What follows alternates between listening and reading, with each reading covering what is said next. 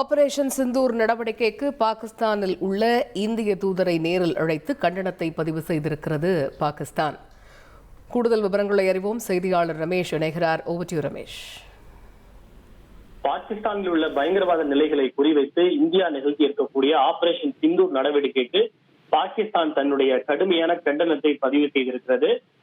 இஸ்லாமாபாத்தில் இருக்கக்கூடிய இந்திய தூதரகத்தினுடைய உயர் அதிகாரியை சம்மன் கொடுத்து நேரில் வரவழைத்து பாகிஸ்தான் வெளியுறவு அமைச்சகம் இந்த கண்டனத்தை இந்தியாவிடம் முறைப்படி பதிவு செய்திருக்கிறது.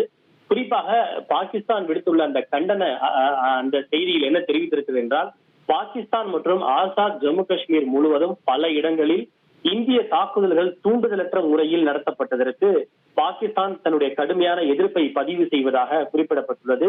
இந்த தாக்குதலில் பெண்கள் மற்றும் குழந்தைகள் உட்பட பல பொதுமக்கள் கொல்லப்பட்டனர் மற்றும் காயமடைந்ததாக தெரிவித்திருக்கிறது. இதே கருத்தை தான் இன்று அதிகாலை செய்தியாளர் சந்திப்பை மேற்கொண்ட பாகிஸ்தான் ராணுவத்தினுடைய அதிகாரியும் தெரிவித்திருந்தார்.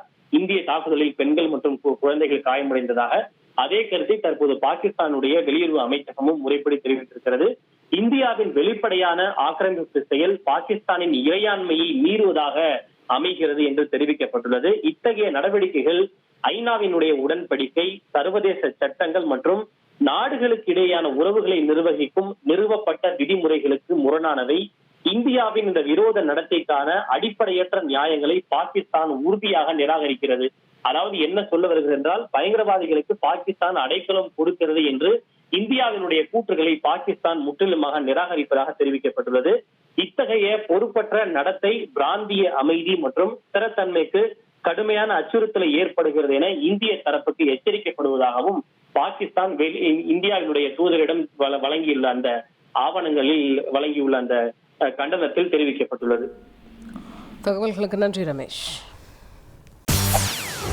செய்திகளை உடனுக்குடன் தெரிந்து கொள்ள உடனே சப்ஸ்கிரைப் பண்ணுங்க.